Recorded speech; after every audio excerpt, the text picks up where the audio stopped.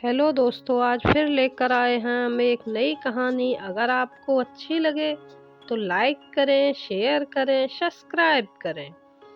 माँ का इतना कहना था कि सुरीली को लगा जैसे अब उसकी माँ उसकी नहीं रही, वह अपनी बहू की हो गई है। माँ को अपनी बेटी से ज़्यादा फिक्र अपनी बहू की है, लेकिन सुरीली ने तुरंत कोई प्रतिक्रिया व्यक्त नहीं की, बल्कि एक ही शहर में ससुराल और मायका होने की वजह से रात के खाने से पहले ही वह बहाना बनाकर ससुराल लौट आई। तब से फिर कभी सुरीली ने अपनी मायके की तरफ मुड़कर नहीं देखा। समय, दिन और महीने जैसे जैसे बीतते जा रहे थे, सुरीली का दुख और गुस्सा दोनों ही बराबर मात्रा में बढ़ता जा रहा था।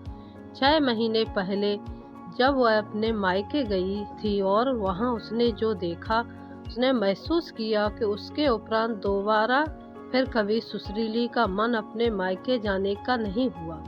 इस बात को पूरे 6 महीने बीत चुके हैं, लेकिन आज भी सुरीली अपनी माँ से खफा है। माँ, बाबूजी, भाई और यहाँ तक कि उसके भाई की पत्नी कनक ने भी कई बार सुरीली से घर न आने का कारण जानना चाहा, लेकिन उसने कभी भी किसी को अपने दिल की बात नहीं कही, बस अंदर ही अंदर परेशान होती रही। सुरीली ने तो कभी सपने में भी नहीं सोचा था कि बहू के आते ही माँ का व्यवहार इतना बदल जाएगा। वह अपने ही घर में अपनी माँ की पराई लगने लगी, माना कि उसका भाई सारांश माँ बाबूजी का अकेला बेटा है और अब माँ बाबूजी को सारांश और उसकी पत्नी के साथ ही रहना है, लेकिन वह भी तो उनकी एक ही बेटी है। भाई सारांश की शादी से पहले तक सुरीली को ऐसा कभी नहीं लगा कि माँ या बाबूजी उससे कम स्नेह रखते हैं। बाबूजी इसके सारांश सुरीली से छोटा था, परंतु कनक के आने के पश्चात जब सुरीली अपने मायके पहुंची तो उसने अपने घर और मम्मी का व्यवहार में कई परिवर्तन देखे। माँ का अपनी बहू कनक के प्रति अत्यधिक स्नेह व परवाह देखकर सुरीली को बिल्कुल भी अच्छा नहीं लगा और चिढ़ गई थी। भला बहू से कौन इतना स्नेह रखता है? यह बात सुरीली को समझ से परे थी। सुरीली को अपनी माँ की और कुछ बातें पसंद नहीं आई। वह जब कभी घर पर कोई छोटे से छोटा सामान भी खरीदा जाता, माँ सुरीली से अवश्य सलाह मशवरा करती थी और फिर उसके कहे अनुसार घर पर कोई सामान आता था। लेकिन अब कई बार घर के सारे पर्दे सुरीली की जानकारी के बगैर ही बदल दिए गए थे, वह भी वे पर्दे जिन्हें सुरीली ने पसंद करके लगवाए थे। जब इस बारे में सुरीली ने अपनी माँ से बात की तो माँ बड़ी सहजता से कहने लगी, अरे वो कनक को ब्राइट कलर के पर्दे पसंद है ना, इसलिए उसने सारे पर्दे बदल दिए। मैंने ही कहा उससे बदल दो, यह तुम्हें पसंद नहीं है, आखिर अब यह तुम्हारा ही घर है। माँ का ऐसा कहना न जाने क्या सुरीली को अंदर तक चुभ गया। उसे ऐसा लगा जैसे मायके से उसकी पकड़ ढीली पड़ती जा रही है।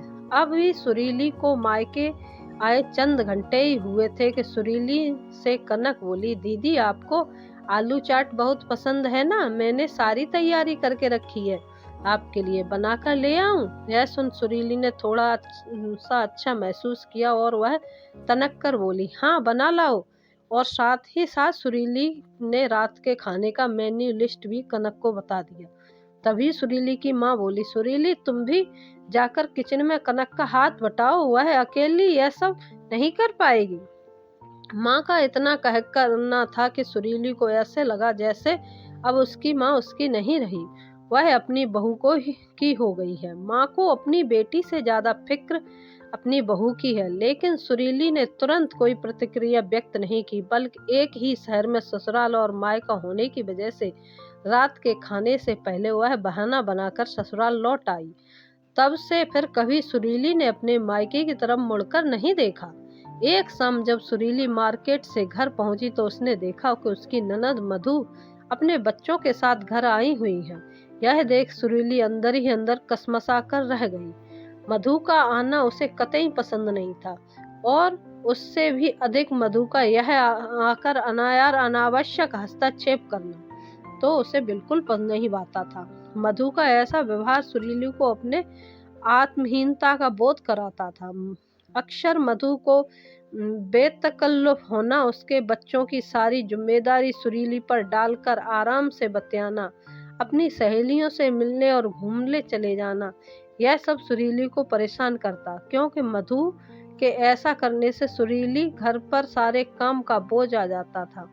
ऐसे ही कई छोटे छोटे कारणों के चलते मधु और सुरीली के मध्य तनाव बना रहता। मधु को देख सुरीली कुछ कहे बगैर सीधे किचन की ओर चली गई, क्योंकि वह जानती थी कि थोड़ी ही देर में मधु और उसके बच्चे अपनी फरमाइश की झड़ी लगा देंगे। जैसे ही सुरीली किचन में गई, उसका सार पारा चढ़ गया और तमतमाती हुई किचन से बाहर आकर अपनी सासू माँ से बोली, मम्मी जी, आज किचन का पूरा सेटअप किसने चेंज किया? सासू माँ कुछ कहती उससे पूर्व उसके करीब बैठी मधु बोली, भाभी लुक बाय, किचन का सेटअप बिल्कुल भी अच्छा नहीं लग रहा था और फ्रिज की वजह से किचन कंजेस्टेड लग रहा था।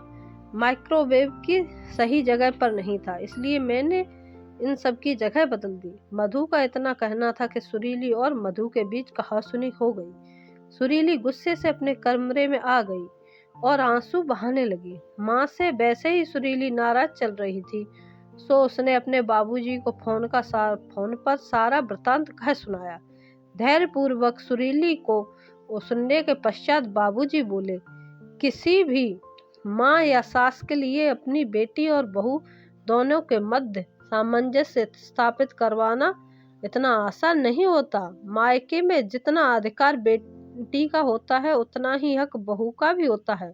तुम्हारी माँ तो हमेशा से चाहती थी कि कनक और तुम मिलजुल कर रहो, तुम्हारा आना कभी कनक को न खटके और मायके में तुम्हारा सम्मान बना रहे। उसने तो ऐसा ही करने का प्रयास किया था, लेकिन नतीजा यह हुआ कि तुम नाराज होकर चली गई।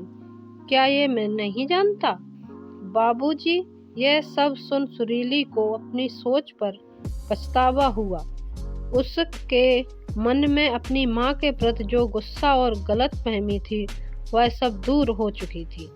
सुरीली ये भी समझ गई थी माँ उसके लिए कितना सही कर रही है, कितना प्यार करती है। मायके में उसका मान बना रहे, इसलिए माँ ऐसा बर्ताव कर रही थी। सुरीली को इस बात का भी एहसास हो गया कि ननद और भाभी का रिश्ता दो प्रतिद्वंदियों का नहीं, बल्कि यह एक बहुत ही खूबसूरत व प्यार का होता है। इसमें ईश्वर देश के लिए कोई स्थान नहीं होना चाहिए, क्योंकि बेटी और बहू दोनों का ही घर में समान महत्व होता है। सुरीली के दिल और दिमाग में लगे जाले का अब सफाया हो गया था। वह खुशी खुशी मायके जाने को तैयार थी। साथ ही ननद मधु के संग भी वह अपने रिश्ते सुधारने का संकल्प ले अपने कमरे से बाहर आई। तो दोस्तों, आपको अगर हमारी कहानी अच्छी लगी हो तो लाइक करिए, शेयर करिए, सब्सक्राइब करिए। धन्यवाद।